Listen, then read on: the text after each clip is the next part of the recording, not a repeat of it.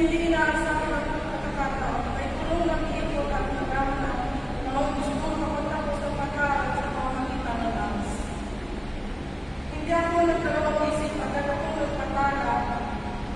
Noong una, nahirapan ako at gusto ko nang sumuko, ngunit pag nakikita ko ang aking mga anak, naisip ko na ayaw ko maranasan nila ang kami na dinanas ko kaya pinilit kong tapusin ang aking nasimulan.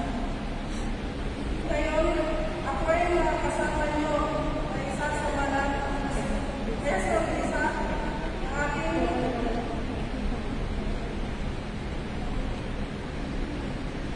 Kinakabahan kasi.